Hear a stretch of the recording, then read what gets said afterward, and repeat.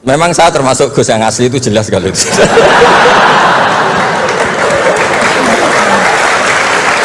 Itu, ya ini Pak Fatullah tahu betul keluarga saya karena beliau orang Jepara ngajinya di Kudus. Dan saya belajar tafsir sampai segitunya, makanya nggak salah lah kalau saya diundang itu nggak salah. Maksud saya yang naturalisasi tadi ya nggak usah diundang gitu maksudnya. Kalau nggak memenuhi kualifikasi tafsir loh ya karena kalau nggak memenuhi kualifikasi apa tafsir. Tapi jangan terus ngundang saya terus, nggak mau juga saya gitu. Begini, satu itu saya tidak medsosan tapi ya dengar laporan macam-macam lah tentang sekian pihak itu. Begini, saya cerita ini biar sampean tahu bahwa Pak Rektor ngundang saya ini tidak salah kan. Memang benar-benar pemateri yang baik. Ya kalau kata Nabi Yusuf kan ini hafizun alim, orang harus zikru manaki binafsi, orang boleh cerita kelebihannya asal itu faktual. Hari-hari ini lagi viral berita seorang Gus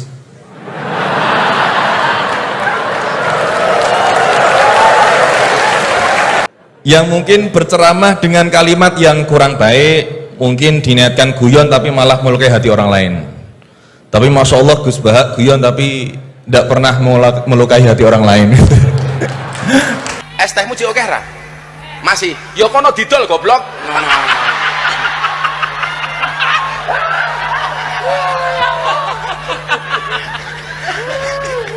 Dolen dhisik, engko lak rong payu wis takdir. Nah, pertanyaan saya Gus, ngapunten. Karena ini pasti ke Gus Bah, tidak mungkin ke Gus Quraisy Shihab, tidak mungkin. Karena pasti Gus Bah. Sebenarnya sejarah panggilan Gus ini seperti apa gitu? Apakah hanya dimaknai Gus ini adalah anaknya Kiai terus dipanggil Gus, atau bahkan mantunya Kiai saja kalau jenengan katanya Gus naturalisasi gitu. Atau Gus swasta atau apa itu, atau bahkan bukan siapa-siapa kemudian bisa dipanggil Gus, sehingga misalkan kita sekarang bisa ini berlomba-lomba menjadi Gus bareng-bareng, jadi pokoknya lomba-lomba. Nah, dan apakah ini hanya di Jawa saja? Karena di Madura juga kami sering mendengar ada panggilan Lora. Lah ini sejarahnya sebenarnya apa gitu loh. Apakah juga kalau sudah menjadi Kiai tidak bisa menjadi Gus lagi? Atau kalau sudah menjadi Gus tidak bisa naik menjadi Kiai? Gitu ya. Itu pertanyaan yang kedua saya. Dan nyuwun sewu, di zaman Rasulullah itu apakah putranya Rasulullah juga dipanggil Gus? Kan juga tidak kan?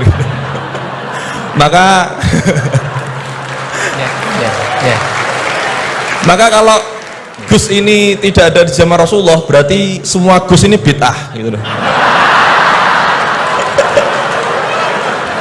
Karena Gus tidak ada di zaman Rasulullah. Ngerti nggih? Nggih, jadi intinya sejarahnya dan standarisasi Gus itu apa yang orisinil gitu.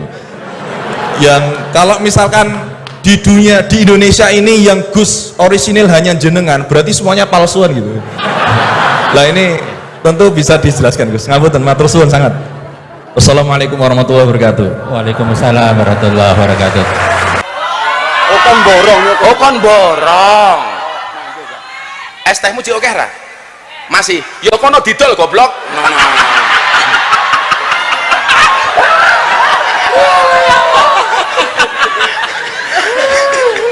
Dolen dhisik, engko lak rong payu wis takdir.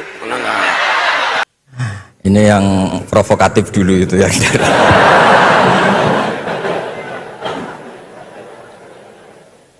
Semoga diampuni oleh Allah Ta'ala. Begini, satu itu saya tidak medsosan tapi ya dengar laporan macam-macam lah tentang sekian pihak itu.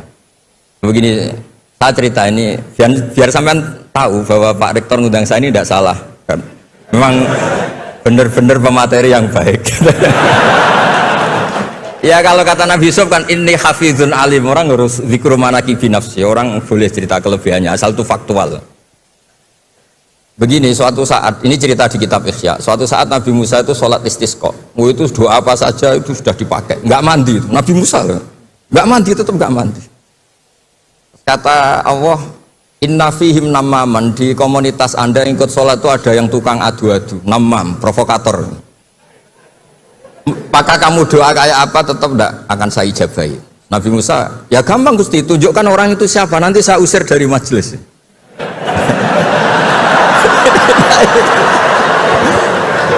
Jawabnya Allah itu lucu. Saya ini orang yang mengharamkan namam, mengharamkan namimah. Kalau saya menunjuk orang itu berarti saya juga namam.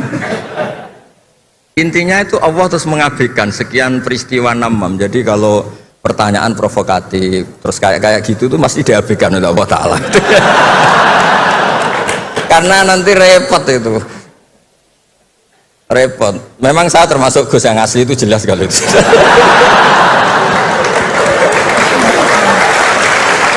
Itu ya ini Pak Fatullah tahu betul keluarga saya karena beliau orang Jepara ngajinya di Kudus. Ya terus masalah fatwa tadi, fatwa sosial itu atau memahami pakai terjemah begini seperti yang dikatakan Pak Kures.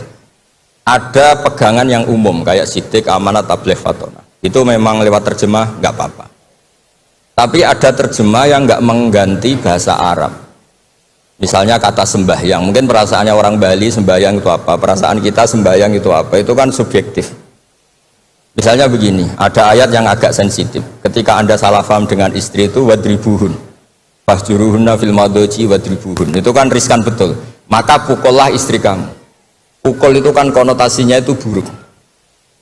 Tapi di semua tareh, saya bilang tidak sebagian, di semua tareh itu disebut dorban ghairu mubarrihin, mukul yang tidak melukai. Jadi orang Arab itu punya adat kalau kecewa itu dorobu bin ni'al wasaub. Jadi mukul itu pakai kain, pakai kacu, pakai. Nah di Jawa kata mukul itu ya mesti kekerasan itu. Nah yang jenis ini turiskan kalau dari bahasa Arab pindah ke Jawa. Jadi ada yang riskan, ada enggak.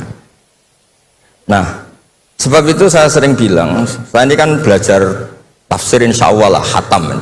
Cuma saya tidak suka nulis, karena sudah ada yang nulis. Karena saya nulis tetap saja dianggap top Pak Kures, jadi tidak usah nulis lah, sudah ada. Begini, yang penting saya menghormati beliau karena nulis khatam. Pentingnya nulis itu memang khatam, mulai awal A sampai Z. Pentingnya khatam itu apa? Di situ ada dialog. Ada dialog Allah sama nabinya, sama kekasihnya, bahkan sama musuhnya. Misalnya sama musuhnya. Itu Nabi Musa masih dibilangi sama Allah faqula lahu qawlan layyinan. Ini penting saya utarakan. Nah, suatu saat Harun Ar-Rasyid ini didatangi ustadz, mungkin ustadz yang amatir lah, masih latihan ustadz, jadi masih ekstrim itu. Ya Amirul Mukminin, ini nasihun lak famusyaddidun alaika fala tajidanna fi nafsika aliyya syai'an. Ya sampai latihan bahasa Arab nanti Pak Rektor. Bukan Anda, Gus naturalisasi tadi Anda. Saya akan memberi nasihat engkau, kemudian cara nasihat saya itu musyaddid, ekstrim, maka jangan kamu anggap serius, maksudnya jangan penjarakan saya ketika saya nasihat ke kamu ini kasar. Jawabnya Harun Ar-Rasyid itu langsung bilang gini, bilang ya jahil, ini karena Arab. Orang Arab itu kalau ngomong jahil itu tidak sekasar yang kamu bayangkan, karena makanya bahasa Arab itu susah. Saya itu, ini cerita ke Pak Kures, ini curhat, bukan cerita mufti, curhat. Kiai Jawa kalau maknani wailak waihak itu ciloko kue. Padahal sering Nabi itu kalau kecewa sama seseorang bilang wailak sama waihak. Nah, akhirnya santri tanya, lo katanya Nabi itu halus sopan santun kok ngendikan wailak waihak, yang artinya itu celaka kamu. Ada orang tanya Nabi dan orang itu tidak paham.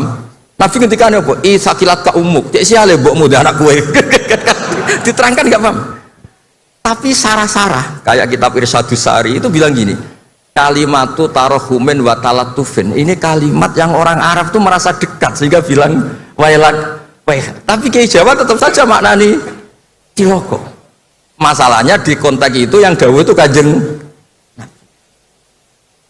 Nah sing ngendikan ini orang Solo ini kan gak apa-apa, kayak bakat gitu aja terus orang itu. Nah yang seperti ini nggak bisa dipindah ke terjemah. Dan itu saya teliti dari sekian tradisi ya tadi kayak wadribuhun, makanya terus ulama nyusuli dorban ghairu mubarrihin, mukul tapi tidak melukai. Karena orang Arab itu biasa kecewa mukul pakai peci. Tapi kalau orang Jawa nggak berbayang mukul. Kedua misalnya contoh mahar. Orang Arab kalau masih mahar itu banyak. Karena jumlah mahar banyak, kemudian setelah suami istri hubungan intim, setelah dicerai itu kadang kepikiran ngambil karena maharnya misalnya Alphard 1 miliar, gedung. Sehingga harus ada pelarangan mengambil ulang mahar. Wa in aradtum istibdala zawji makana zawji wa ataitum isdahunna qintaran fala ta'khudhu minhu syai'a. Atakhudunahu buhtana wa itsmam mubina. Terus wa kaifa ta'khuduna? Mahar yang sudah kamu kasihkan jangan kamu tarik lagi. Wong kamu sudah hubungan suami istri kok maharnya ditarik lagi. Jangan. Kenapa ada kata jangan ambil lagi? Karena maharnya itu Alphard, gedung, uang 1 miliar. Dulu Pak Rektor ketika nikah itu seperangkat alat sholat, gak dilarang juga gak akan diambil itu. Artinya gini, gak mungkin andikan Quran turun di Indonesia ada kata fala ta'khudhu minhu syai'a 100.000 seperangkat alat. Saya jadi kiai itu sampai bosan karena tiap nikahkan tuh maharnya seperangkat alat sholat. Itu kalau sudah nikah 10 tahun bentuknya sudah kayak apa ya? Itu nggak usah Allah repot-repot bilang jangan ambil lagi, jangan ambil lagi. Nah, itu kondisi yang antara kita dan tradisi Arab itu beda. Dan saya belajar tafsir sampai segitunya, makanya nggak salah lah kalau saya diundang itu nggak salah. Maksud saya yang naturalisasi tadi ya nggak usah diundang gitu maksudnya. Kalau nggak memenuhi kualifikasi tafsir loh ya. Ya karena kalau nggak memenuhi kualifikasi apa tafsir. Tapi jangan terus ngundang saya terus, nggak mau juga saya. Nah tadi yang pertanyaannya Pak dosen Pak Ghafur tadi, nanti Pak Kures nambahin. Hukum sosial itu memang nggak pernah mengikat di semua sisi ya, karena memang patokannya itu begini. Saya ambilkan contoh di Quran ya, karena ini memang tema tafsir. Di hal-hal sosial itu kekasihnya Allah pun didhawuhi Allah begini. Wa in adri la'allahu fitnatul lakum wa mata'un lil akhin. Wa ma adri ma yuf'alu bi wala bikum. Jadi Nabi misalnya mau perang, misalnya perang apa ini, Allah terus bilang, Muhammad kamu tenang saja, pasti menang. Enggak. Karena kalau dibilang begitu nanti kendelnya Nabi atau keberanian Nabi dikira karena ada jaminan, tetap. Sehingga nyuwun sewu Nabi juga pernah mengalami perang menang di Badar, pernah mengalami kalah di Uhud. Jadi di bab-bab sosial itu memang Allah membiarkan hukum sosial yang berjalan. Sampai Ibnu Khaldun ngendikan begini, saya masih ingat betul dan itu saya pegang. Nabi sebagai Nabi itu kena aturan hukum sosial, meskipun beliau punya mukjizat kayak apa, ketemu orang harus santun, ketemu anak kecil harus sayang, ketemu orang sepuh harus hormat. Andai kan Nabi bisa terbang ke langit sekalipun Mi'raj, tapi ketemu anak kecil nampar, ketemu orang sepuh ngeludahi, tetap gak diterima oleh publik. Walaupun tafadzun ghalidul qalbi lan faddu min khaliq. Betapa pentingnya tata krama sosial. Kata Ibnu Khaldun, hadza Rasulullah man uyyida bil kauni kulli. Ini Rasulullah orang yang di backup sekian alam raya, tapi sekali melanggar tata krama sosial tetap lan faddu min khaliq, orang akan bubar. Sampai ngegoskan saya, sekarang tak pisoi. Wah Gus Pak, Gus Sopo, Gus kok mison, mesti langsung gitu. Nah coba misalnya sekarang, nyon sewu, saya ngeludahi Pak Rektor, langsung dipecat ya. Artinya tatanan sosial, meskipun saya keramat. Makanya kata Ibnu Khaldun, hadza Rasulullah man uyyida bil kauni kulli law syaa. Ini Rasulullah orang yang bisa mengendalikan alam raya karena kekasih Allah. Itu saja kena aturan, walau kunta faddan ghalidul qalbi lan faddu min khawli. Kalau engkau salah tatanan sosial Muhammad, orang akan bubar. Nah maksudnya gini Pak dosen, kalau tatanan sosial gini, saya pernah ditanya oleh dekan Fakultas Kedokteran pas ada diskusi dengan ya tadi orang-orang medis, misalnya begini, itu misalnya nyun sewu, tapi gak usah dijiwai, gak usah kamu udah dilupakan saja gak apa-apa. Menyembuhkan orang koma itu baik apa tidak baik, tapi misalnya orang ini kalau sembuh pasti bunuh lagi, pasti merkosa lagi. Terus kita gimana? Ngasih makan juga sama. Orang miskin nggak bisa makan, nggak bisa apa-apa, nggak bisa makan, nggak bisa apa-apa. Berkahnya nggak bisa makan, nggak bisa apa-apa, dia tidak nyuri, tidak bunuh, tidak merkosa. Dan orang ini kalau sehat lagi akan begitu lagi. Wajib ngasih makan dah. Itu mesti orang itu, weh, kasihlah kemanusiaan. Satu, jangan nanti kumat lagi. Jadi hukum sosial itu mesti mindsetnya ulama itu beda-beda.